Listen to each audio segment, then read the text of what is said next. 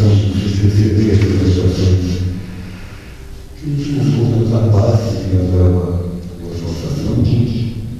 Expressão de Jesus, na nossa eterna gratidão pela oportunidade de ter nos sido alimentados para nós. Tenhamos sempre um ânimo para darmos continuidade aos compromissos das suas vidas. Somos gratos pela casa de Sebastião Martins em tempo livre, e nós o colocamos aqui para todos nós, encarnados e encarnados, possamos sair daí também com soluções melhores que projetamos. Agradecidos imensamente o poder espiritual da casa de Sebastião Martins, ao Papa e pedimos sobre ter o direito de tratar ele, pelo amor de Deus, que nos permitam iniciar as nossas atividades na nome de Jesus.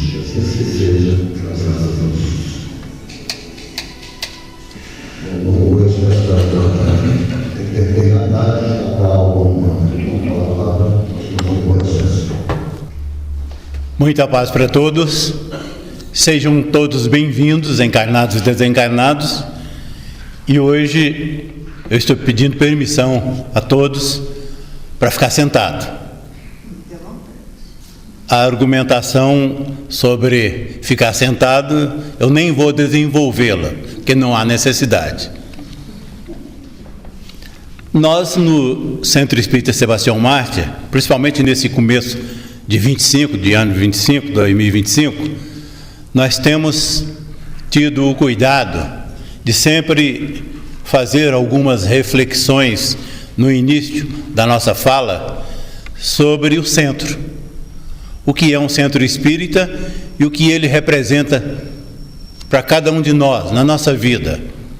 E temos tido a chance de dizer que o Sebastião Mártir é para todos nós uma escola que nos ensina um autoconhecimento, ou seja, a nos conhecermos, a cada um se conhecer. Porque no mês passado, quando anunciamos o tema, a eternidade da alma humana, nós falamos e ficamos assim aguardando que alguém pudesse reagir, pelo menos no olhar, mas a intenção era suscitar uma curiosidade. Porque a palavra eternidade, às vezes, a gente tem muitas dificuldades. Nós vamos comentar um pouco mais. O ideal do tema é que tivéssemos anunciado e o presidente da casa e a direção da casa tivesse feito lá na tabela escrito assim: a imortalidade da alma humana. Mas o objetivo foi alcançado. Foi mexer conosco, com cada um, para nós pensarmos sobre isso. Hoje, quando estávamos nos últimos preparativos, ainda em casa, aí me veio na cabeça, não é que nós poderíamos aproveitar um grupo de médiuns seleto deste aqui e fazer numa reunião como essa de hoje, transformar a reunião pública de exposição oral numa reunião mediúnica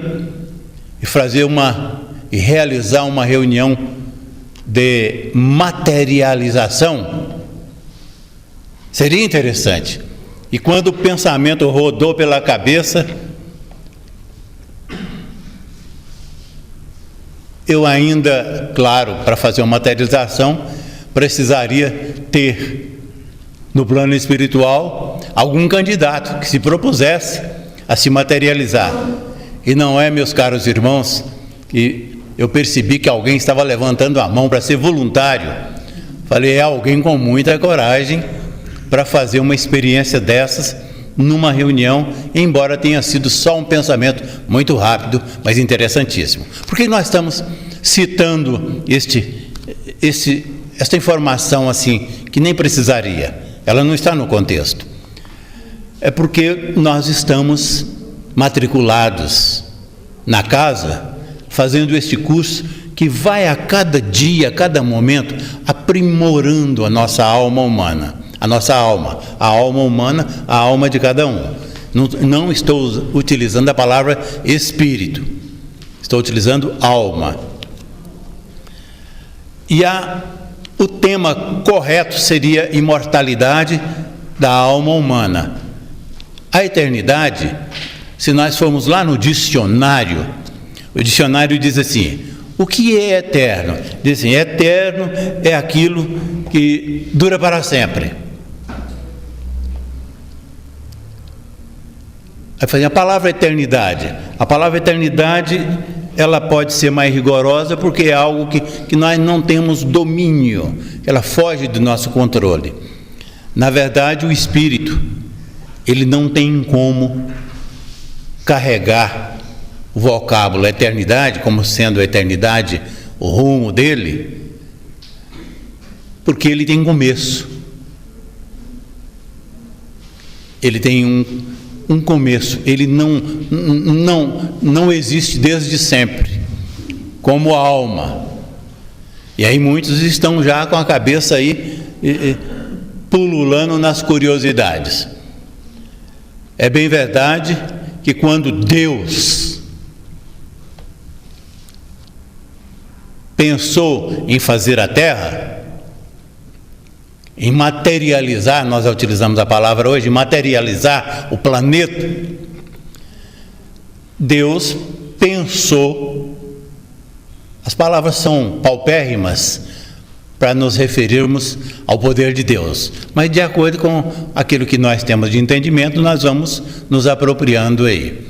Então Deus pensou uma terra que pudesse ter de tudo, que fosse completa.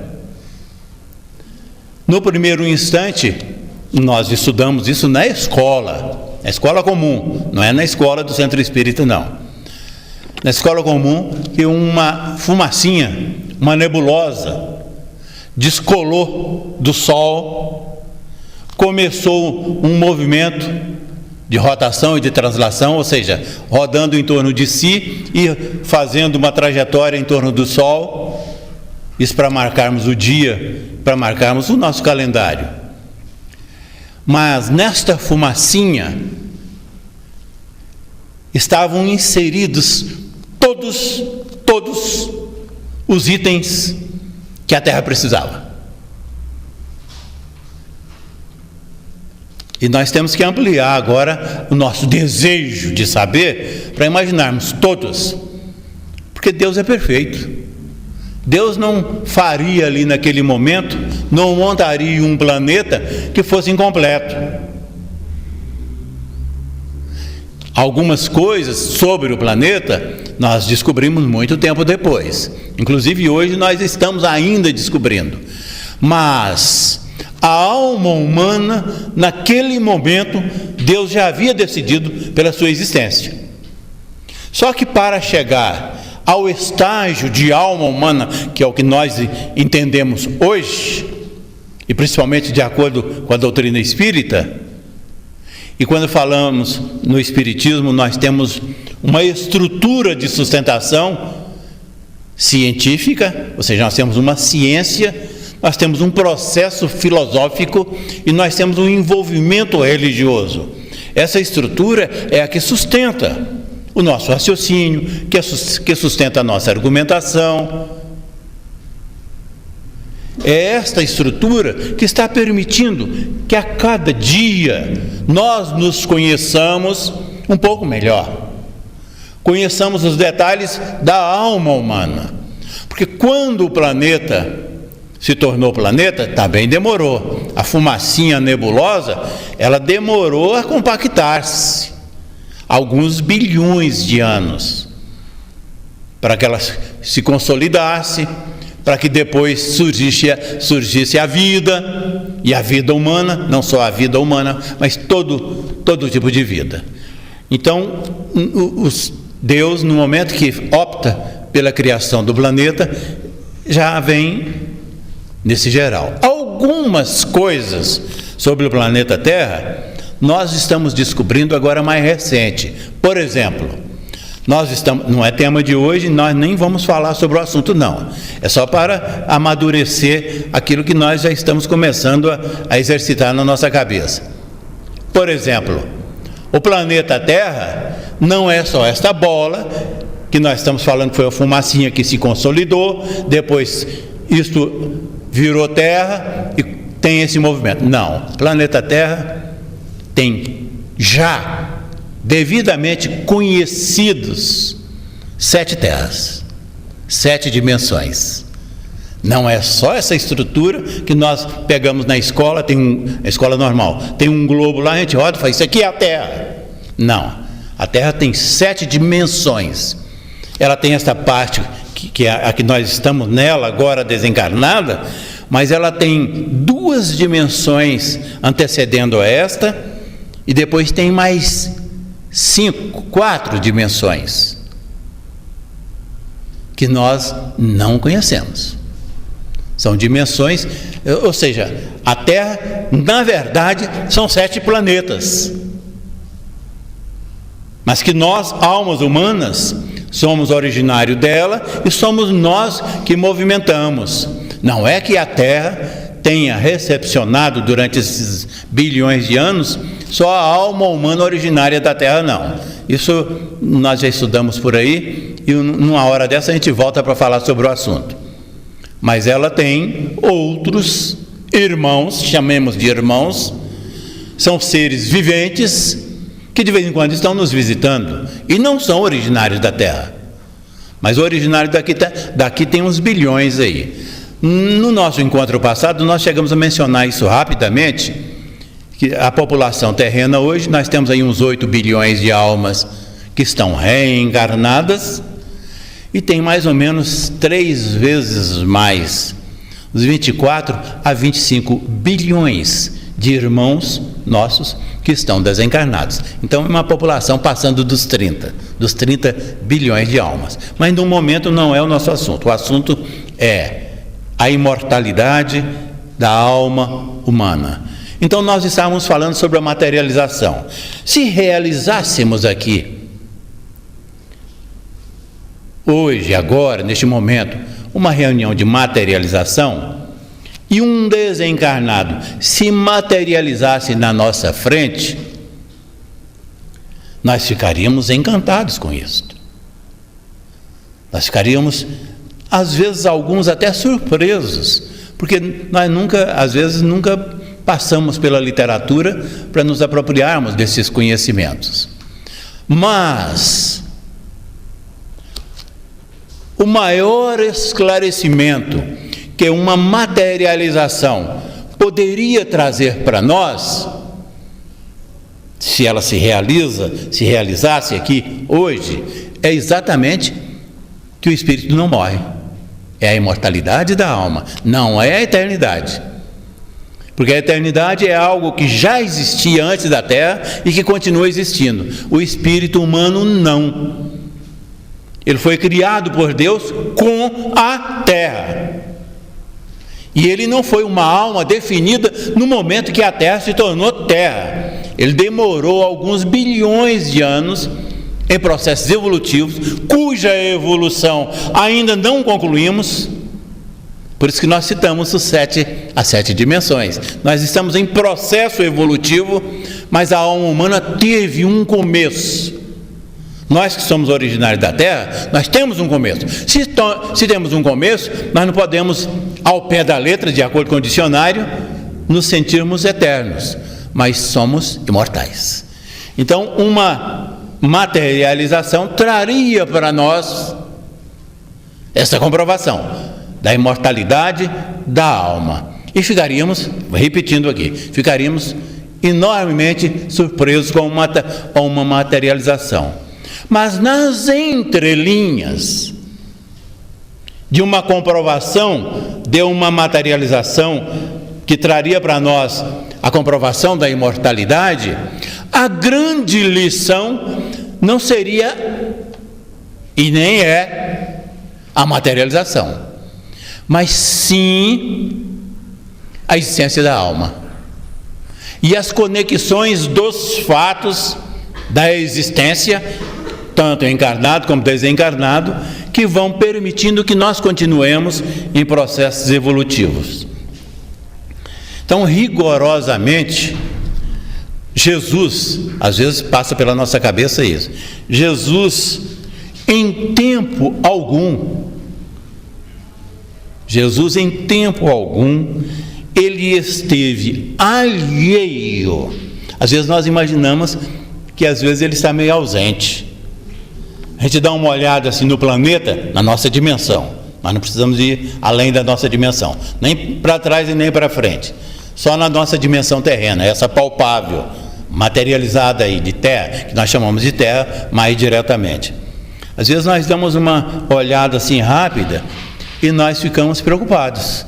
Mas não é possível que tenhamos à frente do planeta um líder generoso, amoroso, que é Jesus, que tem os maiores cuidados conosco, permitindo que o planeta experimente esses momentos atuais. Mas aqui tem que ficar bem claro: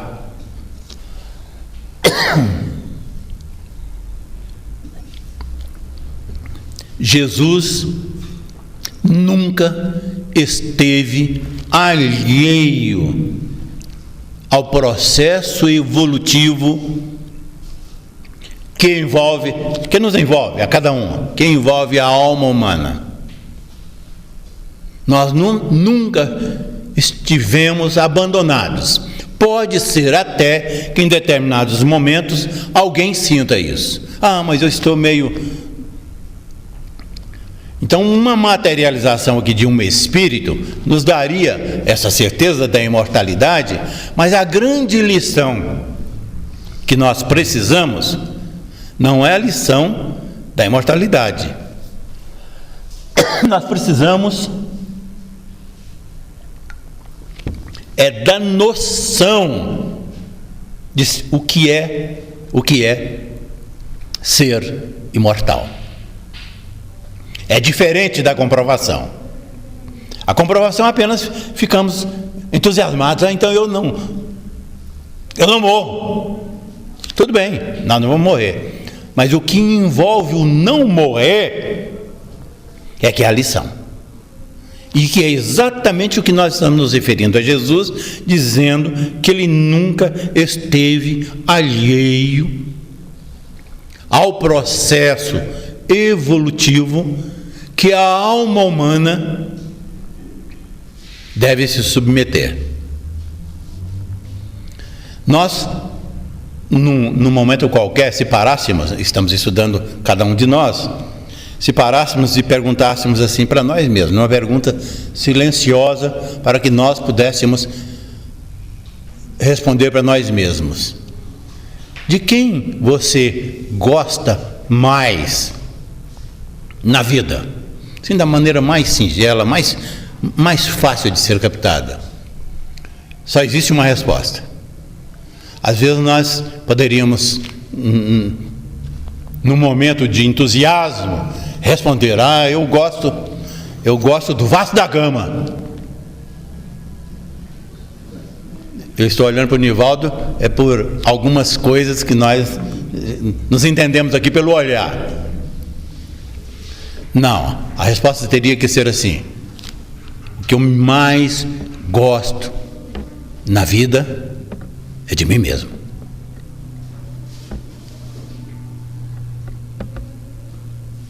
Por quê? Porque nós estamos nos apropriando hoje, e já temos nos apropriado de alguns conhecimentos, e vamos nos apropriar de outros conhecimentos neste processo de aprendizagem.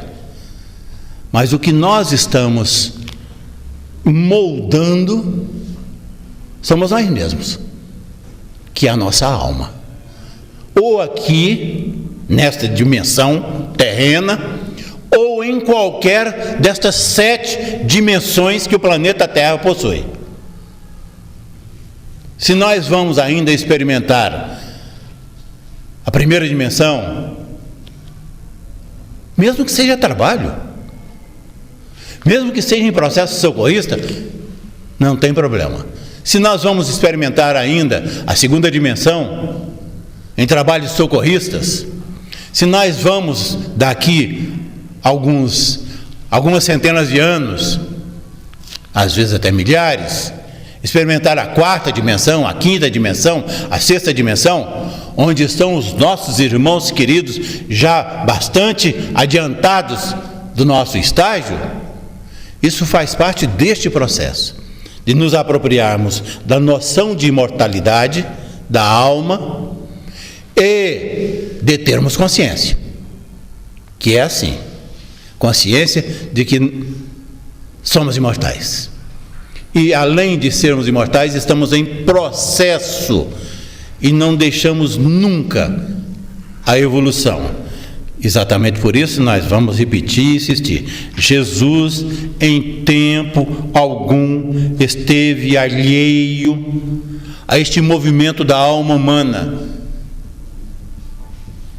que é o esforço que nós estamos fazendo para nos libertarmos de algumas prisões, de algumas pendências, ou seja, de nos deslocarmos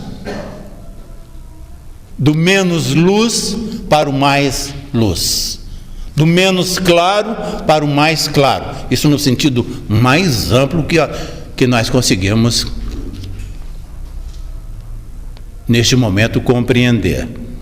Então a Terra, ela teve um começo e nós começamos com ela. Hoje fazemos parte da sua população, nós somos originários do planeta. Já temos experiências de alguns bilhões de anos. No processo de evolução e de domínio dos nossos passos, o tempo é menor um pouco. Ou seja, quando foi que nós nos apropriamos desta condição de sermos responsáveis por nós mesmos? Não é esse tempo todo, não. Nós tivemos sim tutelas interessantes, e em alguns momentos essas tutelas foram deixando os laços mais frouxos e nós fomos nos autodeterminando, tendo liberdades. Verdade é que quando nós estamos falando sobre evolução, onde é que nós vamos conseguir isso? O principal, não fiquem assustados, eu vou ser até mais rápido aqui, exatamente eu deixei para o final, para não ficar me demorando muito nesta parte da nossa conversa, porque às vezes a gente fica meio assustado. De onde é que nós nos apropriamos destas coisas todas que agora aqui estão pululando na nossa cabeça, às vezes de forma mais concreta, às vezes mais evasiva? Num livro chamado Bíblia. Mas você não acabou de dizer que a doutrina espírita tem uma estrutura filosófica, científica e religiosa? Que tem sim, mas mesmo assim, onde o Kardec foi buscar os ensinamentos para fazer o Evangelho? Na Bíblia, no Novo Testamento, com Mateus, Marcos, Lucas e João. Só que a Bíblia, que é o livro mais lido e mais conhecido do planeta, não é um livro que foi escrito, por um moço chamado Jerônimo. Por isso que nós alertamos, não se assustem. Todo mundo já tem conhecimento disso aí, mas só para ficar um pouco mais claro, teve um moço chamado Jerônimo, um teólogo, que um papa, o Dámaso, passou para ele a responsabilidade de organizar o processo religioso da época. Nós, quando falamos da Bíblia, nós pensamos em Jesus, está correto? O Novo Testamento, a Bíblia não é só Jesus. O Novo Testamento, sim, de Mateus, Marcos, Lucas e João, para cá é Jesus. Mas antes tem o Velho Testamento, que vem desde Abraão até Moisés. E o Jerônimo, naquela época não tinha computador, não tinha nuvem, não existiam memórias com as facilidades que hoje todos temos. Ele teve que se virar para cumprir a determinação papal. e escreveu a Bíblia. Então, se ele escreveu a Bíblia, o Velho Testamento, e já tem outras Bíblias que foram escritas depois, nós sabemos disso. Mas se ele escreveu a Bíblia, e nós estamos dizendo de algumas coisas que elas foram captadas nas entrelinhas daquilo que está escrito ali, como ele conseguiu isto? Porque nós estamos imaginando que ele fez isso logo que Jesus esteve na terra. Não. Aí, de novo, a palavra assustador. Ele só foi fazer isso aí lá no ano 370. Meus queridos irmãos, nós já tínhamos na era cristã quase 400 anos, quase 4 séculos, quando este livro chamado Bíblia se materializou. O cristianismo, que ele é que bebe intensamente neste livro bíblico, também, quando falamos sobre cristianismo, por isso nós dissemos assim, vamos deixar para o final, para não assustar tanto. Quando falamos sobre o cristianismo, na nossa cabeça, e agora mesmo acabamos de citar Jesus, dos cuidados, da sua presença constante no planeta, nós imaginamos, o cristianismo é Jesus. É o ano 0, é o ano 1, é o ano 2, até o ano 33 com a presença dele física.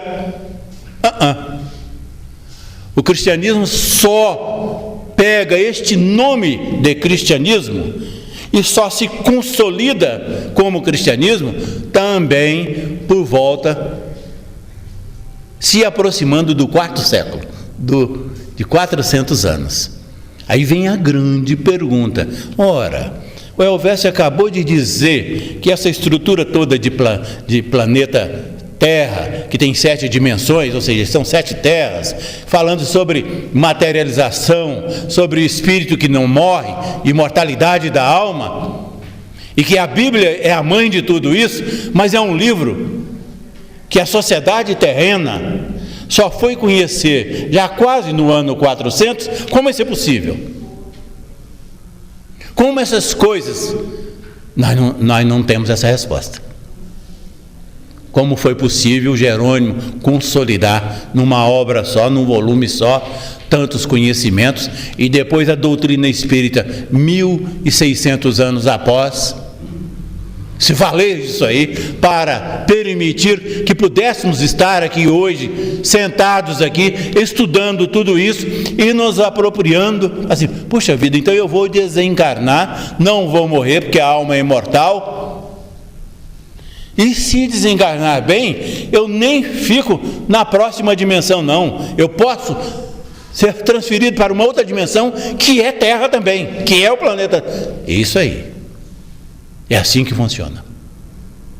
Nós estamos sentados aqui, estão tendo essa paciência, essa tolerância, para que nós avancemos um pouquinho nessa trajetória, nesta caminhada, mas sempre com Jesus, sempre.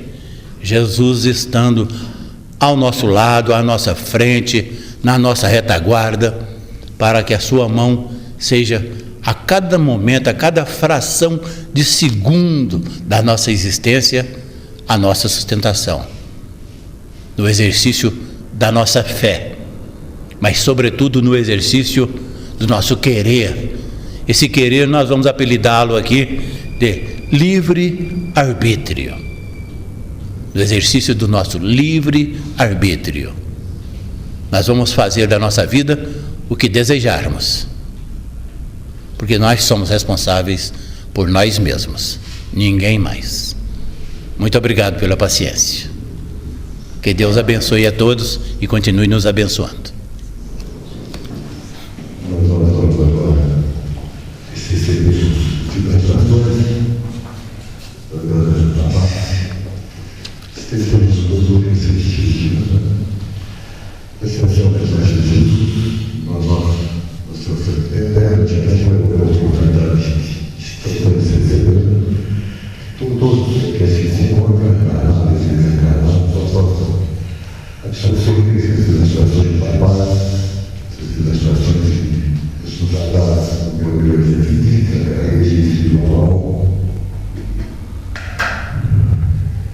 pela merece suas propostas que estejam junto a nós nesse presente e que nós sejamos companhias da paz do Cristo, pois por ser levar essa palavra aos nossos trabalhos.